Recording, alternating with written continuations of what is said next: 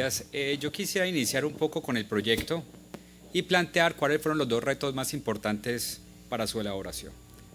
Un poco el producto final del proyecto fue una cartografía interactiva, ¿sí? Que es lo que llamamos nosotros el tecnoimaginario. Después explicaré un poco el concepto como tal. ¿En qué consiste más o menos? Como ustedes pueden ver, ¿se pueden apagar las luces? Por favor, gracias. Lo que hicimos un poco es que los estudiantes, un grupo de estudiantes, comenzaran a capturar o a representar Cali. Y en esta representación nosotros nos preguntamos en el proyecto cómo hacer para visibilizar el imaginario social de Cali cuando el imaginario se resiste a la representación. Entonces, por ejemplo, esta fue una de las fotos y la pregunta a la persona que lo representó fue: ¿qué era lo que realmente te imaginabas de este proyecto? ¿Cuáles eran las formas simbólicas presentes en esta fotografía? Y logramos hacer esto. A través de técnicas vectoriales, un poco lo que hoy se asume como realidad aumentada, lo que quisimos es, a través de técnicas vectoriales, comenzar a transformar las imágenes representadas en imágenes imaginadas. Entonces, un poco lo que le queríamos decir al estudiante es: ¿qué se imagina usted o cómo ve usted esta foto o qué era lo que realmente quería plasmar? ¿Sí? Hubo una época de inundaciones en Cali, bueno, etcétera, pero desde ahí se genera el romance.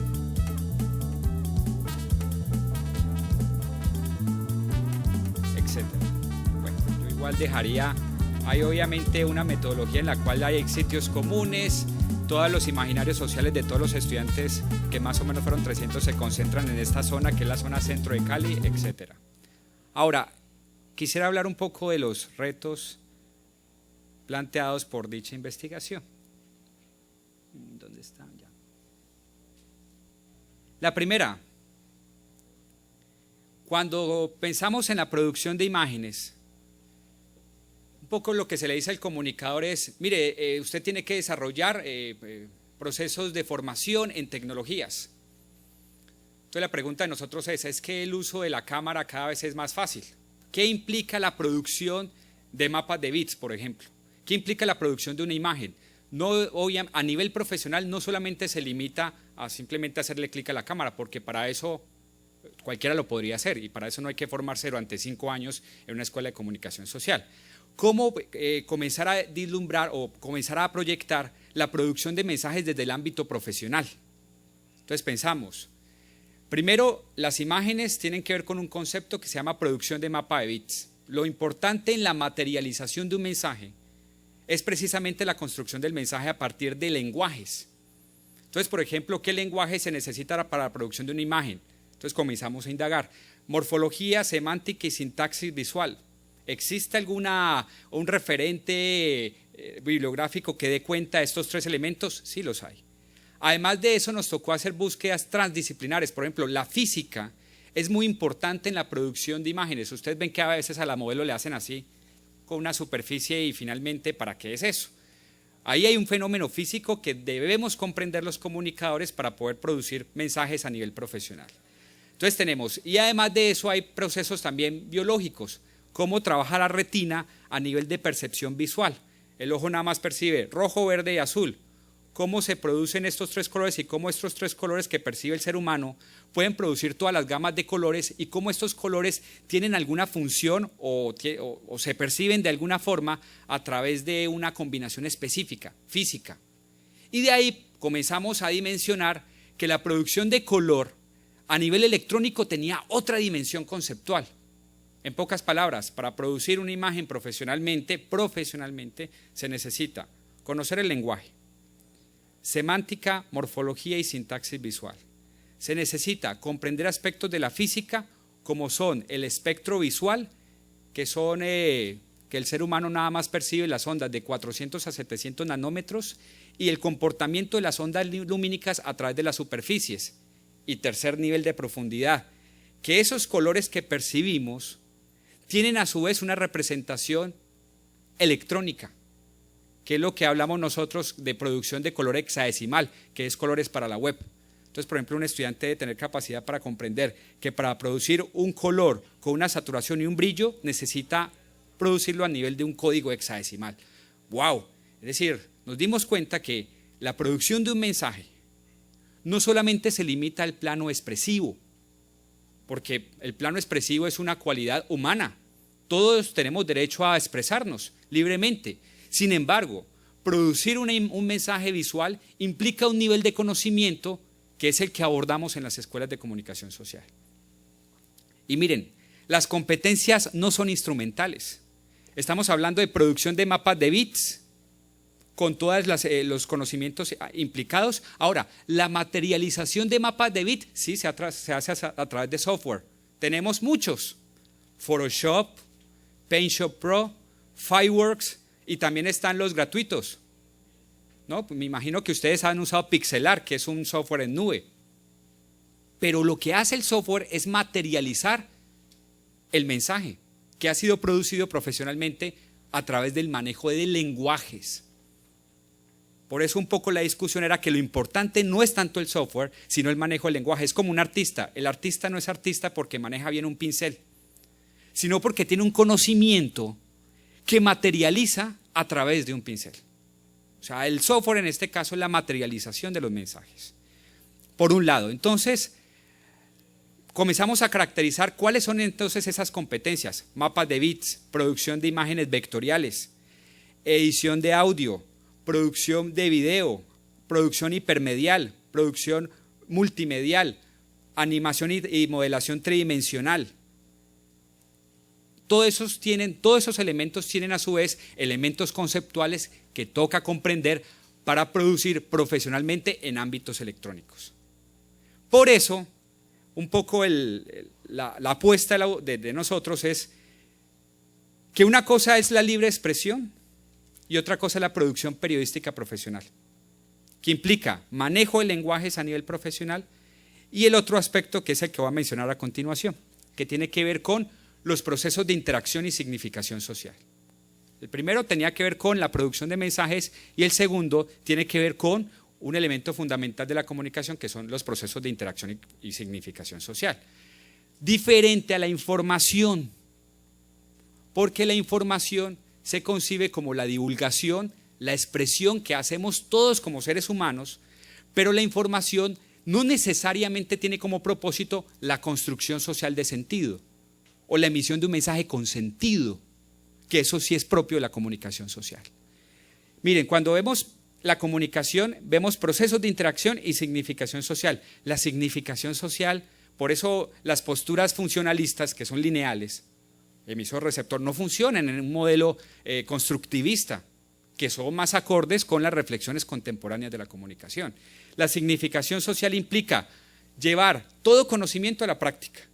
Práctica, hábitos, hábitos que se convierten en costumbres, costumbres en creencias y finalmente en realidad. Cuando una práctica o un mensaje, o mejor, una forma simbólica se lleva a la realidad, es cuando hablamos de apropiación social significativa, apropiación social de sentido. Un mensaje como tal por sí solo no puede concebirse como comunicativo. Tienen que haber procesos de interacción. ¿Estamos bien? Sí. Voy a argumentar por qué la comunicación difiere de la información. Un poco en ámbitos electrónicos. Voy a hablar de ámbitos electrónicos. Hay dos grandes conceptos que soportan esta tesis, y es el hipercórtex. Cuando hablamos de córtex, es el córtex cerebral. Toda la interpretación del mundo se hace a través del córtex cerebral. Entonces, hoy hablamos de hipercórtex, un concepto atribuido o que ha incorporado un autor que se lo recomiendo, que se llama Roy Ascott. Entonces, él habla que en este momento tenemos una cibercepción, y es otra forma de percibir el mundo a través de ámbitos electrónicos. Para este autor, el concepto de virtualidad está mal empleado. ¿Por qué? Porque virtualidad es todo aquello que es posible, pero no de hecho. Entonces, cuando comienza el ámbito electrónico, Internet, las relaciones sociales eran posibles, pero no de hecho. Se podría, pero hoy en día son posibles. Por eso hablar de virtualidad es un error por ejemplo, en educación. Educación virtual quiere decir que la educación es posible, pero no de hecho. No, es posible y es un hecho. En consecuencia, el término no está bien empleado.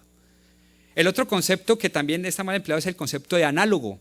Cuando nuestros estudiantes tomaban la fotografía, decían, con análogo y digital. No, la analogía viene del concepto de que el mundo, cuando se representaba, era análogo a la realidad.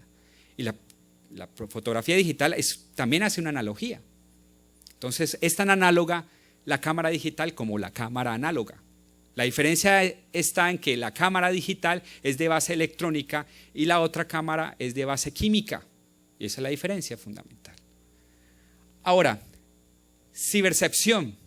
Y el otro concepto es inteligencia colectiva, que lo mencionabas a través de un autor conocido como Pierre Levy. Ahora, estos dos conceptos gestan algo que llamamos el tecnoimaginario. Y es la conversión de la técnica en una nueva forma de mitología, revistiendo a la Internet de una fecundidad para explotar un nuevo género de ensoñación y una realidad ahora mediatizada, construida y percibida a través de ellos, configurando de este modo una nueva experiencia de la realidad, que acá solidificándose como aquella manera a través de la cual y por medio de la cual los seres humanos definimos nuestra interacción con el mundo. Entonces, la discusión aquí no es hablar de tecnologías desde su aspecto instrumental, sino desde una mirada más holística. Todo lo que implica en términos de comunicación. Ahora, ¿cuál es la discusión? Entonces decíamos, sí, la realidad, porque ojo que el concepto de realidad era transmitida a través de los medios de comunicación, pero ¿qué ha pasado hoy en día? Para no extenderme mucho. Hoy en día lo que se ve mucho es que todo el mundo tiene la posibilidad de divulgar información. Divulgar mucha información. Y a veces hablamos de Web 2.0. Hay un español que se llama Fernández Hermana que cuestiona mucho el término Web 2.0. Porque dice es que Internet siempre nació como una red de arquitectura abierta para ser construida y dotada de sentido por sus propios usuarios. Lo que pasa es que la mirada comunicativa del pasado, que era funcionalista, hacía concebir la Internet como algo de difusión lineal. Pero aquí hay un cambio de paradigma. Es el cambio de un pensamiento aristotélico lineal a un cambio rizomático y complejo. Y eso es una discusión filosófica. Con esos cambios de paradigma, la Internet no puede concebirse desde su estado lineal y es simplemente la divulgación de información. Sino que la Internet debe transformarse a sí medio, pero no en el sentido instrumental de la palabra, sino medio en el sentido de espacio de interacción y significación social. Y la significación social, como ya vimos en la anterior diapositiva, no se limita simplemente al flujo de información, sino la generación de prácticas sociales que lleven hábitos, creencias, costumbres, creencias y finalmente en realidades. Y cuando son realidades hablamos de significación social, no antes. Por eso los procesos comunicativos o culturales son a veces de largo aliento. Finalmente, la metodología de trabajo sobre esa cartografía que vieron nos implicó, bueno, ¿qué vamos a hacer? Porque la idea es que la construcción social o el imaginario social caleño se construya de manera participativa, pero es que la participación no puede limitarse simplemente yo hago y yo pego y yo divulgo. Hay que caracterizar cuáles son los niveles de participación en ámbitos electrónicos. Y les recomiendo un autor que habla de participación en ámbitos electrónicos que se llama Isidro Moreno. Él habla de 3 niveles. Por ejemplo, participación selectiva. Hoy en día, si ustedes ven los contenidos web, casi todos se basan en participación selectiva, que es seleccionar, hacer clic. Pero miren los sitios en Internet. El 90% de los sitios son de participación selectiva.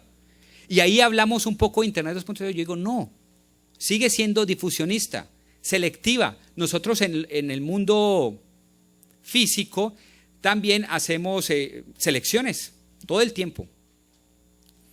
Pero ¿cómo pensar en una participación transformativa? Y la transformativa es cuando cambiamos el sentido de un mensaje, solamente en la interacción. Por ejemplo, los medios lo que han hecho es divulgar su noticia. ¿Voy bien o mal? Ya casi, sí. Se divulga información en las noticias y lo que hacen es transformarla a través de una opinión. Eso es transformativo en la medida en que podría cambiar el sentido del mensaje. Pero se ha buscado esa como única alternativa. Incluso los blogs a veces tienen una connotación periodística. Los blogs no son medios periodísticos, son simplemente un espacio donde una persona publica una opinión de manera cronológica y en la cual da la posibilidad para que otro usuario opine. Exactamente. Pero no puede ser concebida como un medio periodístico. Ahora, la constructiva es el reto. Y es que sean los usuarios, los propios usuarios, quienes construyan y doten de sentido esos espacios.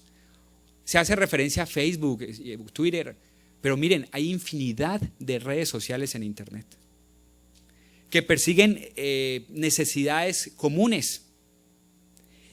Y eso lo que ellos hacen es comenzar a gestar formas simbólicas que adquieren significación en la práctica social, no en la divulgación de mensajes. Y listo. Ese era un poco...